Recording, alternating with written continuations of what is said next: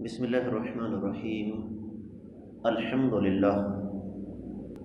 للہ علی احسانہ والشکر لہ علی توفیقہ وامتنانہ، والصلاة والسلام علی من ارسلہ اللہ بالہدی ودین الحق الداعی الی رضوانہ۔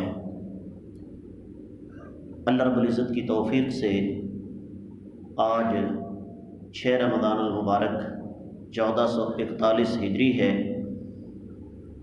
اور ہم نے جو موضوع کل شروع کیا تھا میں اسی کو آج آگے بڑھانا چاہوں گا، اور موضوع ہمارا یہ تھا کہ روزہ ہماری کس کس انداز سے تربیت کرتا ہے۔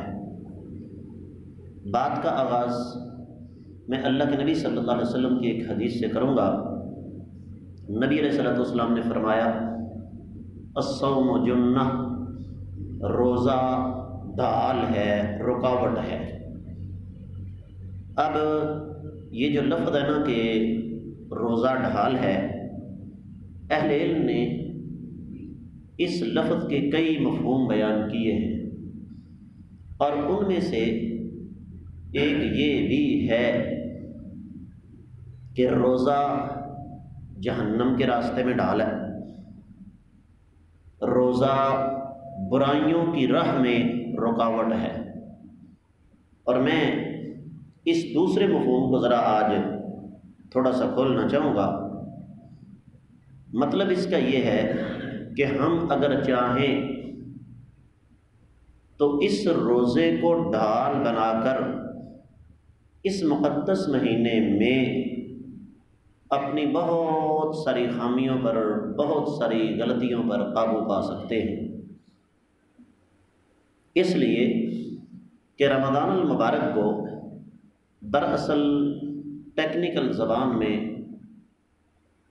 ایمان کی بیٹری چارج کرنے کا موسم قرار دیا جاتا ہے، لیکن ظاہر سی بات ہے یہ چیز صرف ان لوگوں کے لیے جو عبادت کو عبادت سمجھتے ہیں، عادت نہیں سمجھتے، جن کو اس بات کا علم ہے کہ روزہ صرف بھوک اور پیاس کا نام نہیں، بلکہ روزہ دراصل اپنے محاسبے کا نام ہے۔ اس کی ایک مثال آپ لے لیں کہ چونکہ ہم موسمی مسلمان ہیں، یا یوں کہہ لیجئے کہ ہماری اکثریت موسمی مسلمانوں کی ہے، جس بندے نے کبھی مسجد کا منہ نہیں دیکھا وہ رمضان میں مسجد میں ضرور آ جائے گا۔ اب سوال یہ ہے کہ اگر رمضان میں نماز کی پابندی ہو سکتی ہے، رمضان میں مصروفیات آڑے نہیں آتی، رمضان میں غفلت اور سستی آڑے نہیں آتی، تو رمضان کے علاوہ باقی ایام میں کون سی رکاوٹ ہے؟ اور رہا یہ مسئلہ کہ جی دیکھیے نا کہ رمضان میں تو بندہ پھر وقت نکال ہی لیتا ہے نا، اللہ کے بندو، اپنے رب کو راضی کرنے کے لیے انسان کے پاس وقت نہیں، اور جب ہم نے اپنے اللہ کے لیے وقت نکالنا چھوڑ دیا تو رب کائنات نے پھر ہمارے وقت سے برکت ہی اٹھا لی۔ بات موضوع سے ادھر ادھر نہ ہو جائے، ہم جب اپنے اسلاف کی زندگیوں کو پڑھتے ہیں تو حیران رہ جاتے ہیں کہ اللہ تعالیٰ نے ان کے اوقات میں کیسے برکت ڈالی ہوئی تھی۔ عقیدے کی ایک کتاب ہے، اور وہ دنیا کے مختلف اداروں میں لازمی مضمون کے طور پر پڑھائی جاتی ہے، امام ابن تیمیہ رحمۃ اللہ علیہ کی کتاب، اور بعض اداروں میں اس کتاب کو پورا سال پڑھایا جاتا ہے۔ اب آپ حیران ہوں گے کہ جس کتاب کو طلباء استادوں سے پورا سال پڑھتے ہیں، اس کتاب کو امام ابن تیمیہ رحمۃ اللہ علیہ نے عصر سے لے کر مغرب کے درمیان بیٹھ کر تالیف کر لیا تھا۔ وجہ کیا ہے؟ سبب کیا ہے کہ ان لوگوں کا اللہ تعالیٰ کے ساتھ تعلق تھا۔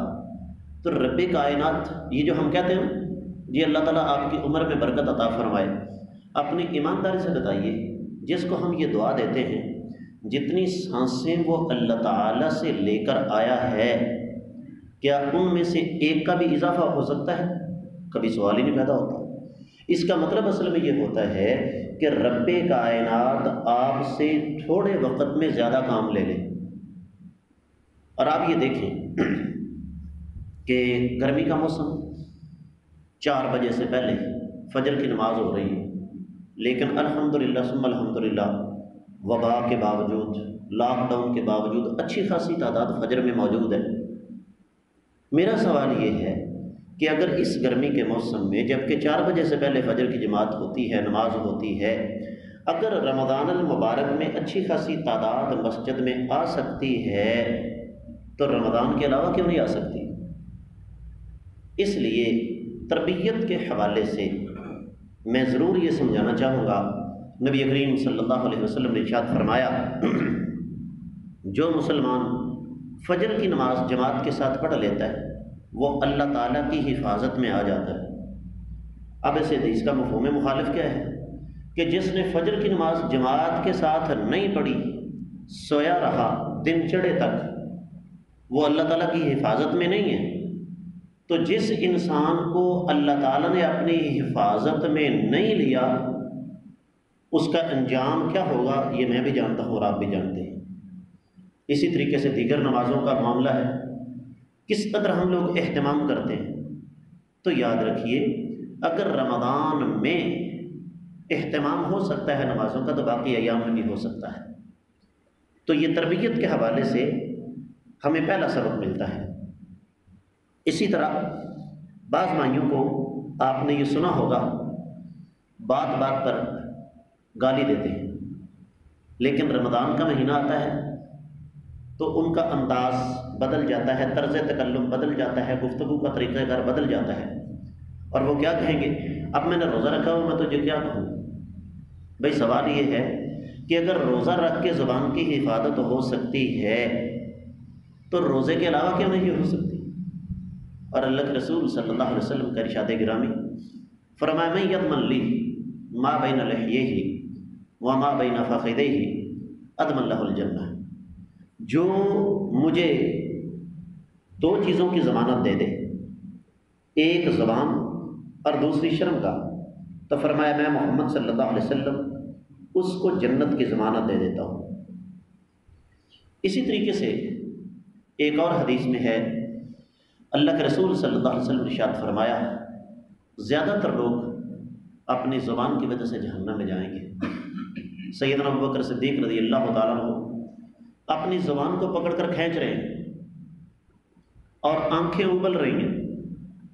انہوں نے پوچھا، ابوبکر یہ کیا کر رہے ہو؟ فرمایا میں نے نبی علیہ الصلوۃ والسلام سے سنا ہے کہ یہ زبان بہت سارے لوگوں کو جہنم کے اندر لے کر جائے گی۔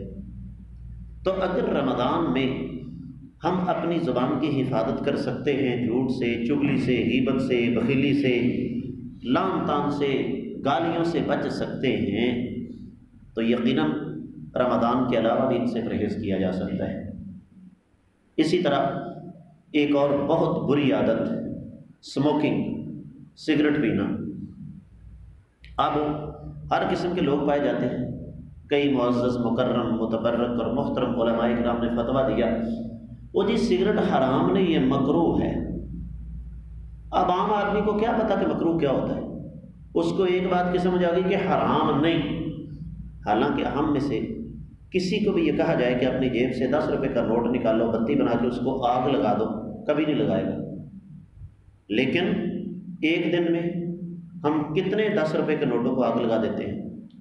اب آپ خود تصور کیجیے کہ صبح 3:45 بجے سے لے کر تقریباً 6:45 بجے تک، یہ غالباً 15 گھنٹے مانے جاتے ہیں۔